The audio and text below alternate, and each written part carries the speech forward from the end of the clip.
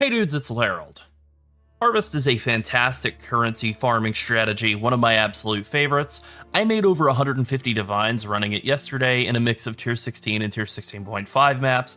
I guess a few tier 17s were sprinkled in there as well, so I was making over 20 divines an hour pretty comfortably. This is also a strategy that doesn't require a mirror tier build. It doesn't require super expensive scarabs. It won't destroy your GPU or format your hard drive, which is great. It doesn't require risk scarabs, although if you can handle them, they will work very well. It's great for fast builds like Toxic Rain, and honestly, that's probably enough of a sales pitch. There are a lot of new PoE 1 players this league, and it's been, I think, about a year since we last talked about crop rotation. It has undergone some changes due to some changes to Scarabs and the tree and so on, and it's just one of the most important currency farming strategies to learn for making consistent profits. It's also one of the more complex farm strats in PoE 1, I guess. It's not brain surgery or rocket science. It's more complicated than click the strong boxes, click the monsters to death, click the items until they're in your bags, though. There is a skill to doing it correctly, and that's primarily what this video is going to be about. This will not be the comprehensive and encyclopedic compendium of all things Harvest, but I am going to include a breakdown of what to do to make Harvest extremely profitable, and then also give some walkthrough examples as well, just so you can kind of see what I'm doing in action. I'll be doing it very slowly in the walkthrough. Normally, the goal is speed. That's kind of the goal with all of this strategy. If you could do 15 maps an hour, that is more profitable than doing 10 an hour. Alright, let's get into it, but first be sure to subscribe to the channel if you haven't already, and also join our Discord. There is a link to it in the description. Alright, so why is Harvest good? It generates life force, it is just straight up raw currency, it's tradable on the currency exchange instantly, and it is extremely valuable at this point in the league. Life force comes in 3 colors, yellow, blue, and purple, and they are respectively worth about 4k, 5k, and 6k to a divine. That number can change, it tends to be higher on the weekends. So because we're using crop rotation, the amount you get from each map can vary pretty heavily. I've pulled less than 1,000 life force from a single map. That's about the low point. I would say 1250 is usually like the low end. And I've pulled like 16,000 life force from a single map as well. I did that yesterday afternoon. That's a pretty high number, but I pulled 8k, 12k, and 16k all in the span of 30 minutes. So it's not some crazy RNG bonanza to get 15,000 life force in a single map. Harvest scales extremely well with quantity and pack size, which are both really easy to juice right now. Tier 16.5 maps do this really well, just kind of by default, and if you have any corrupted 8 mod tier 16.5 maps laying around, especially ones that have bad rolls on the more currency or more scarab rewards, Harvest is probably the best way to use them. With that being said, I do get a lot of gold, raw currency, div cards, and scarabs from running Harvest, because, I mean, there's no real surprise, right? Having a lot of quant and pack size is just really good for getting more stuff to drop. And that is a key takeaway here. There are a lot of layers of RNG going on in Harvest. Doing crop rotation correctly is primarily about pushing RNG to your advantage, but if you're starting with maps that aren't rolled well, you are not going to have the base multiplier in order to get all of the huge profit multipliers on top of it. So 8 mod tier 16 maps or well-rolled tier 16.5 maps with Delirium Orbs are really important for maximizing your profits. I will explicitly say it is worth Exalted orbing your tier 16.5 maps to get them up to a minimum of 6 modifiers for doing this farm strat. You can use risk scarabs. I did for some of the maps in which I pulled 3 or 4 divines worth of harvest juice, but you absolutely do not need to in order for this strategy to still be amazingly good. And again, final thought here, speed is the name of the game, hesitation is defeat. Alright, so let's move on to the Atlas passive tree setup that I have here. So PoE Planner had an outage in the last couple of days. I know a lot of people left comments mentioning that the link was broken. No, the website was actually broken. So I'm just going to pause on this for a minute here so you can kind of like take stock of it if it ever goes down again. I can't really remember any times in the past where it has, so I think that was just an isolated incident, but anyway. The setup that I'm going with is I like shrines, so I am taking shrines and using shrines in the map device, just kind of putting some odd points into shrines. This is not required, but it is something we kind of like because we are scaling a lot of pack size and magic pack size on top of that with scarabs. So this is really good in conjunction with that, primarily because of Drawn to Power giving you extra magic packs off of shrine mobs. But If you don't want to do anything with shrine mobs or you want to use all risk scarabs, then a pretty common approach is just simply to take a bunch of blocker nodes. This will also increase your chance of getting a harvest in your maps. The base chance for harvest to spawn by default is 8%, so you just need to get up to 92 out of your tree. So right now, with the standard shrine setup, the one that I'm going to link, the one that looks like this, you have 100%. You have all of the nodes in the entire tree that will give you harvest spawn chance, I guess with the exception of this one, which adds up to 100%, right? And then it also adds increased chance to get harvest scarabs, which is actually like pretty good. The reason you wouldn't want to run harvest on the map device is it's just very expensive. I actually think running quantity in the map device is better than running harvest. But if you wanted to not bother with shrines, then you could just simply drop those points, come over here and take some blocker nodes, basically just block like Legion, Expedition, Abyss, and Breach. That'll give you an extra 8%, so 8 and 8 is 16. So then you just need to get up to whatever, I suppose, 84% chance for harvest to spawn in your maps. And we could do that pretty easily by simply just taking like this point here. Now we're at 90%. There we go. Pretty easy to pull that off. You know, either way really works fine. It really just is a matter of whether you like shrines or not, which I do. So I'm going to be taking them shrine nodes. As for the rest of the tree, we're taking all the quant, all the rarity, we're taking every single one of the harvest notables because they're all very good, and then we're taking all of the stuff that increases our Eater of Worlds pack size. I do prefer blue altars. I think if your build is able to do either, blue is better because you're going to get more quant out of blue altars thanks to the way Eldritch Gaze works. You know, otherwise the main goal really is just to get like as much pack size and quant as possible. So you take all the quant nodes, you take all the Eldritch Altar or Eldritch Monster pack size nodes to get more Eldritch Altars, try and get as much quant as possible. Take all of the map mod effect that you can possibly get in the entire tree, including Chiseled Perfection if you're running maps that you've chiseled. Don't bother if you're not. And then after that, it's just like Scarab leftovers, and then you could take Singular Focus if you want. I like it, so I am. You don't have to if you don't want to. And then we have Crop Rotation. I guess I'll just hit on all of the Harvest notables, right? This one gives you a chance to have Harvest spawn, pretty basic. This one gives you 10% chance to duplicate any Life Force that drops. This is great when it procs on big packs. It's really, really valuable. This one right here, really just the first part of this doesn't actually work because of the way Crop Rotation works, but the second half gives you 10% chance for the Unchosen Crop to wilt, which is really valuable with Crop Rotation. This one, 50% chance for an extra plot in the harvest, which is really, really good. And finally, 10% chance for an extra monster from each plant, also really good. So every single one of the notables is like pretty non-negotiable.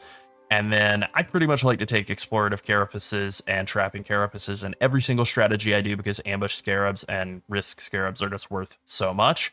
And risk scarab drops, like they're off the charts. They're very common. Ambush Scarab, Containment Scarab drops really aren't nearly as common, but they're huge jackpots when they happen. All right, now let's talk about Crop Rotation and the setup in this section of the tree because it can be a little controversial. I think a lot of the criticism of it is based off of old information, like 2-year-old information that people just simply have not adapted to the way that the game has changed with the removal of compasses and sextants. So the way Crop Rotation works is all of the monsters in the harvest plots are all tier 1 at the start of like when you zone in, and then when you harvest crops of like say blue, it has a chance to upgrade purple and yellow, or if you upgrade purple, it has a chance to upgrade blue and yellow. So what your goal is, because yellow is the most valuable, your goal is to end on yellow, to harvest all of one color, then all of a second color, and then end on yellow. That is generally the goal. In my testing, in my, ages of doing this, I feel like purple is a little bit more common than blue, which is a little bit more common than yellow. So the way that all of these little nodes here is they reduce the chance to get a color of a plant.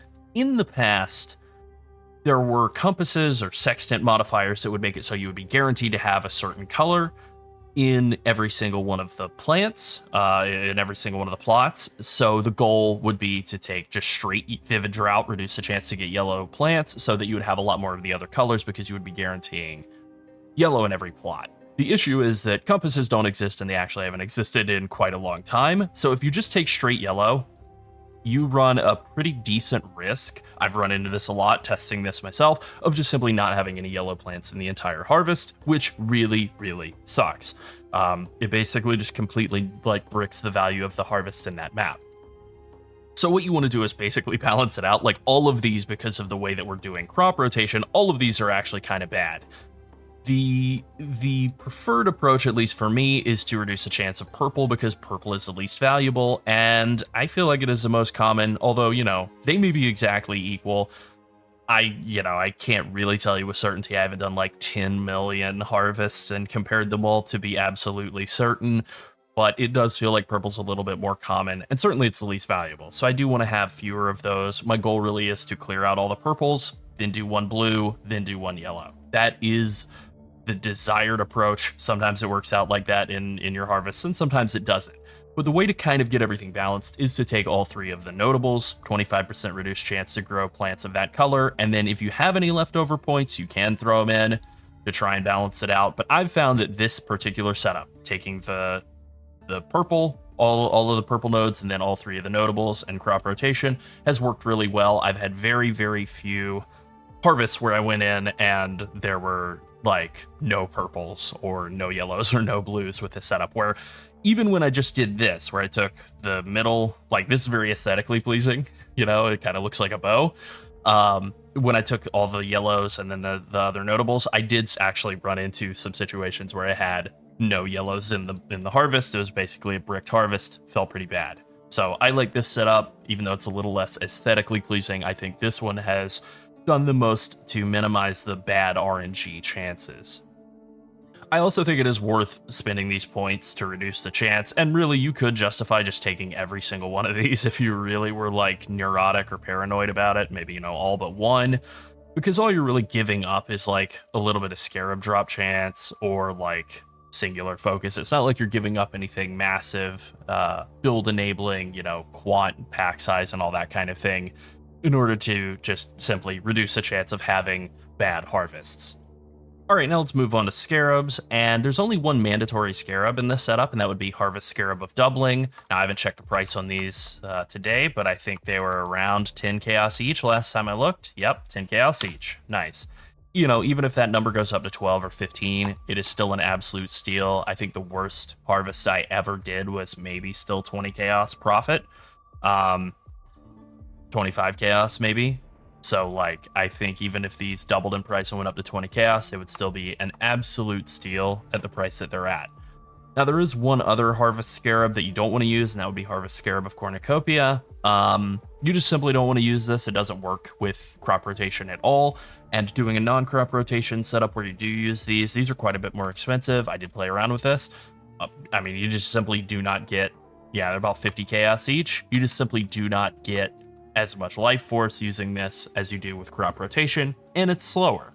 So that's mandatory. That ties up one of your 5 slots. Then you have really just like kind of a wide open field for the other 4. If you want to do the like high risk, high danger, high reward version of it, you can just fill it with risk scarabs, like 4 of them. That can work if your build can handle it. It'll be kind of rippy though, so, you know, proceed with caution, I suppose. I think the safer approach is to take Monstrous Lineage Scarabs, and that's because the monsters in the harvest can be normal, magic, and rare. They tend to, as they increase in tier, orient more toward magic and rare, and the pack size scaling out of magic packs with Monstrous Lineage does apply to the monsters in the harvest, and it applies very effectively. You'll get enormous packs of monsters, and then they drop tons of life force. So 2 Monstrous Lineage I think is very good. It also works really well with shrines, which is why I like to run shrines in the tree and on the map device. And then you kind of have a couple of options after that. I think Wisp Scarabs are just basically the Lil Bro version of Risk Scarabs. Risk Scarabs used to only be 1 extra modifier. They weren't as good as Wisps back in like Settlers League. That kind of flip-flopped with them going up to 2 mods, but they were a lot more dangerous. Wisps basically do the same thing. They just make monsters like more dangerous, tankier, but also have increased quant and rarity. This does apply to harvest monsters as well. They also have a nice little explosion of wisps when they die, so it's like very aesthetically pleasing to run the Scarab of Wisps. So I would say my normal setup is like doubling 2 Monstrous Lineage and 2 Wisps. That's nice and simple. You can swap out the Wisps for Risk if you want. That also works. And then I played around with Evolution, like trying to actually get the Evolving Shrine, like doing about half of the Harvest. Full clear the map, do half the Harvest, go out, get an Evolving Shrine, come back in, and try and use that on the last couple of very juicy harvests. And it didn't seem to work in the way that I wanted. I didn't seem to get like Life Force from the guys that they upgraded into as like magic rare monsters. It seemed to just turn them into like normal non-harvest monsters. So it worked, but not in the way that I really wanted it to. And yeah, you know, that was kind of disappointing for me. You know, maybe I missed something, but I don't think so. I just think it just didn't really work as well as I wanted it to. So doubling is mandatory. I think Monstrous Lineage and Wisps works really well. I did play with Monstrous Lineage and Risk as well. Definitely more rippy, but it also worked pretty effectively. All right, in terms of map rolling, what you're looking for is, you know, high quant pack size rolls. So like if you're looking at just like Corrupted 8 mod maps, here's a Corrupted 8 mod map, right? 115 quantity, 37 pack size. There you go. That'll work. If you're not doing Corrupted 8 mod maps, I think that is kind of like, I think that's a mistake if you're doing regular tier 16s. I think they need to at least be Corrupted 8 mods. I've done a lot of hand rolling of them. Like this is not a particularly great map for like 50% more Scarabs, 70% more currency, but the mods on it are pretty easy. So I think I would run this map. I don't know, the pack size on it's pretty low, so I think I'll like try and roll that again, see if we can get something a little bit better as far as mods go. That does seem a little better, but then no more currency or more Scarabs. Not that you need those. Those don't have any interaction with the harvest monsters, so it's cool to have on the map. This one definitely seems a little bit better, so I am actually just going to exalt this map. Normally I would just try and roll until I get like 5 or 6 mods instead of burning multiple exalts, but just kind of skipping a step for the sake of the video. Okay, so 125 quant, 42 pack size, nice more currency modifier on there. Maybe I get like, you know, something valuable out of this, like a Divine Drop or some Valdos or something. And then I'll probably throw like 2 Delirium Orbs on there, get that up to like 40% quantity. That's a pretty nicely rolled map. Again, I'd probably try to like either scour Alk or Chaos until I'm up to 5 modifiers at least, rather than throwing multiple exalts in. But I do think it is worth exalting a map up to 6 mods. You know, if you want to try and corrupt them, go up to 8 mods. That's definitely worth attempting. And I'm going to do it now. Yeah, see, unfortunately that can happen where you brick your expensive map. Yeah, so I probably just blew like a good bit of currency there, but still, you know, definitely something you can do. Maybe not worth doing every time, as evidenced here. But that's the goal, right? If you just want to farm 8 mod tier 16.5 maps, that also can work. Those will be really, really valuable for sure. As far as choosing the map you like, you can do harvest on any map. You know, the Sacred Grove is going to be the same regardless of what map you're doing. I do prefer maps that have a very easily rushable boss like Dunes or Mesa, or to just simply do Jungle Valley. I have a lot of Jungle Valley maps as well. The boss isn't spawned in Jungle Valley, so you can just go right in there.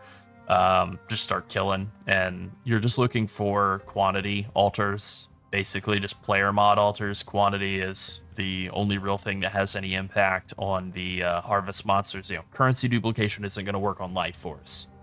I prefer shorter maps because the majority of the consistent profit is from the harvest, so your goal is to slam as many as you can as quickly as you can, so shorter maps are better. Tier 17s are okay. Your profit from killing the boss and clearing the tier 17 will be good, but the maps are long, so your harvest profit is going to suffer.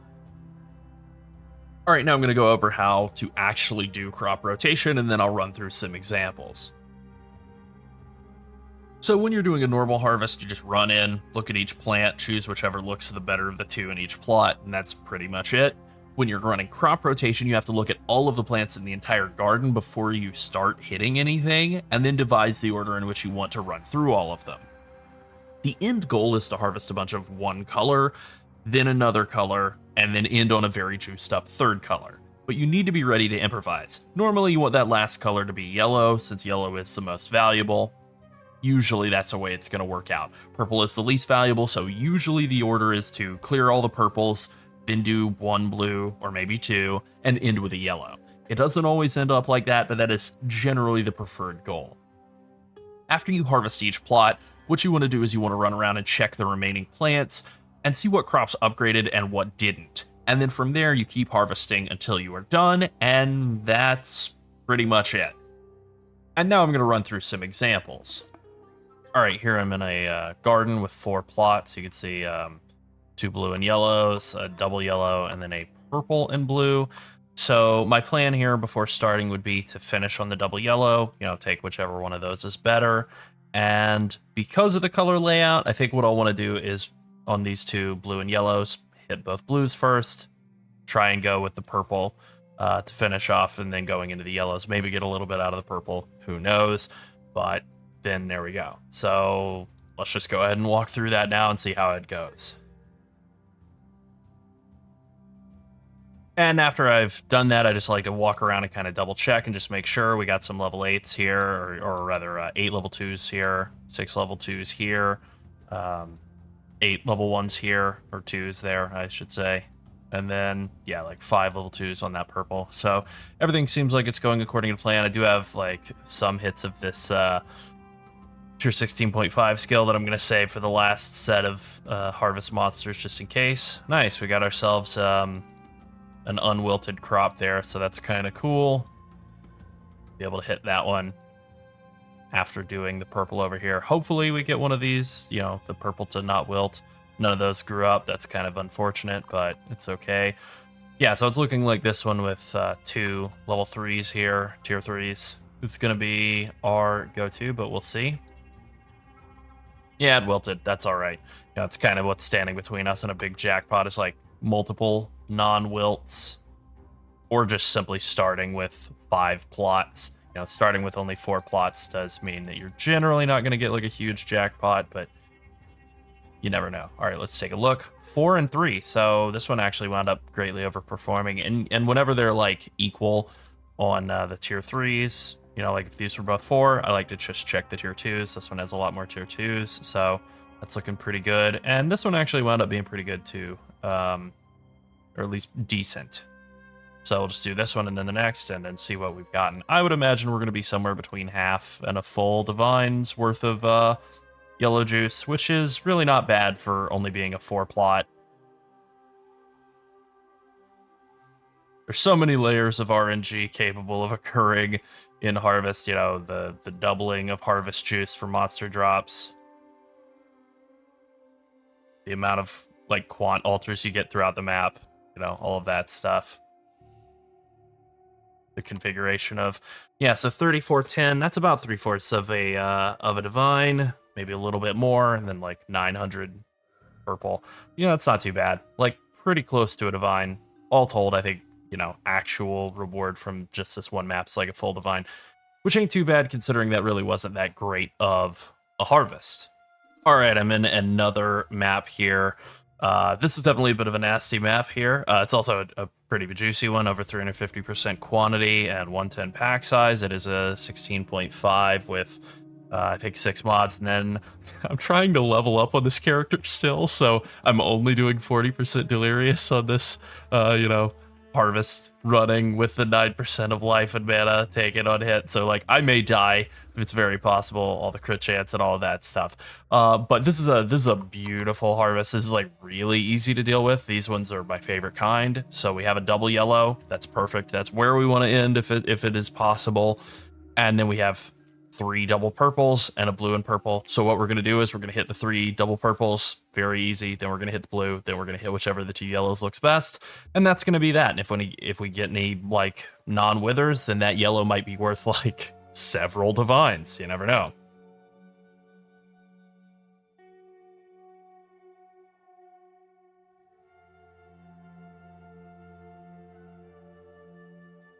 Seemed like it was going to be pretty gnarly, but then actually was quite easy and rewarding. All right, we got 5 tier 3 guys over here. That's pretty good. Surprised we didn't get a boss over there. No boss over here either. Actually looking a lot worse here. If yellow weren't so significantly more valuable than blue, I probably would, just based on the numbers, do one of these 2 yellows. because we don't have a great chance of getting, I think it's Namharem, the yellow boss.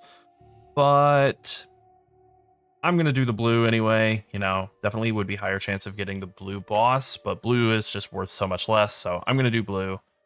And that's great. We got the no wilt here, so we did get what we were hoping for, which is a non-wilt somewhere along the way. And that means we'll get another shot at upgrading our yellows over there. Good grief, that's huge. Yeah, 188% increased area of effect from all the monsters.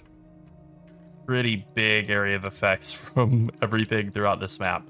All right, so that one plot was 4,000 blue life force, so over half a divine.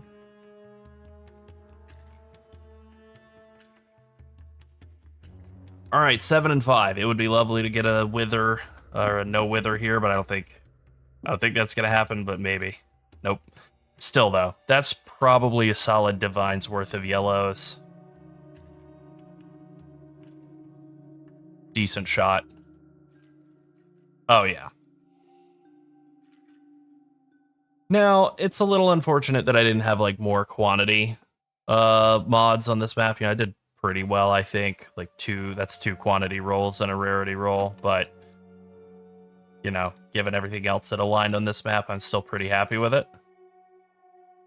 Not that it couldn't have gone better. Yeah, 5k yellow life force, so that's like 1 1/4 divines, and then 4k blue life force, that's like 2/3. So it's about 2 divines just in this harvest here that I just made in this one little map, and then also a Valdos and, you know, some other stuff in there as well. Pretty nice. All right, here I am. I swear this is my next map. This is a perfect representation of like something that I was really hoping to like not have to fish for all too long, and I got it immediately. So we got a double yellow, we got a double of all 3 colors, and then like, you know, splits of the other 2 combos. So like perfect layout of like all possible combinations. So our goal is to finish on a very juice yellow. That's always the goal, and purple's like our least valuable of the 3 colors. So naturally, we're going to want to start at the double purple and then probably hit the next purple, then the double blue, and then either do back-to-back yellows, or if this yellow is kind of not juicy, do a blue and then finish on the strongest yellow. That's probably the way we're going to do it, but we're going to start with the purple, the double purple here, and then check everything and just feel it out and make sure that that's the right way to go. Okay, so we got 6 tier 2s on this plot of each color, 2 and 5 on this one, so it's looking like we're going to be hitting that double blue plot. And we got 10 tier 2s here, that's really good, and then 5 tier 2s on that one, you know, pretty good. And then 4 and 0, so yeah, this one's not looking too great. This one juiced up a bit, so I don't think it really matters all that much, but I still would prefer to like juice up the blues as much as I can before I have to hit them, so I'm going to hit this purple because that yellow did not look particularly juicy, only 4 upgrades, so go ahead and start killing these bad boys off. Good gravy.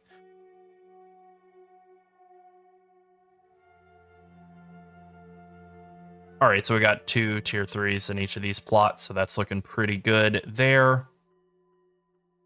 And then 1 tier 3 here, and then none out of this, so I think what we're going to want to do is just, we look at these, we got a 1 and a 1, and then a 9 and a 7, so we'll just hit this one.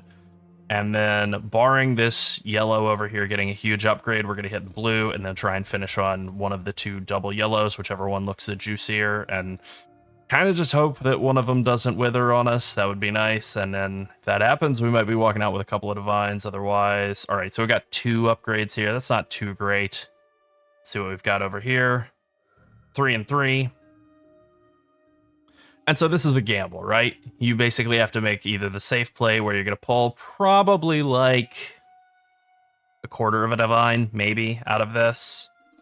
But because we have a level 1, like we have a level 3, tier 3 over here already, I think it's a pretty safe gamble to just take the blue and hope for upgrades on the other plot. Because it is a double yellow at the end there, I think it's a safe gamble. So that's what I'm doing. You know, I'm probably not even going to get like